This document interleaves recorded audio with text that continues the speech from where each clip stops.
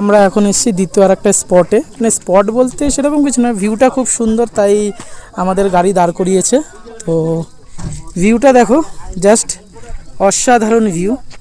এটা একটা ব্রিজ, ঠিক আছে, ব্রিজের এই কোল থেকে দেখা যাচ্ছে আরেকজন এই যে রং করছে, এই সবে সদ্য রং করছে, এই যে দেখো, আর এই যে হাতে লাগিয়ে ফেলেছে।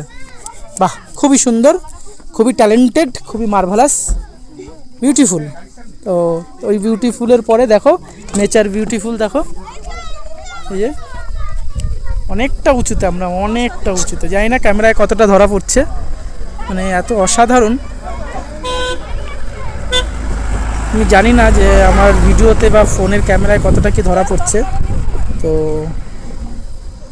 কি বলবো, আর যারা এসেছে তারাই বুঝতে পারবে এই জায়গার সৌন্দর্যতা, খুবই সুন্দর। আর এই ব্রিজটা খুবই মনে হচ্ছে নতুন হয়েছে, এখনও রং করা চলছে, এই যে দাদা রং করছে, ঠিক আছে, অসাধারণ ভিউ।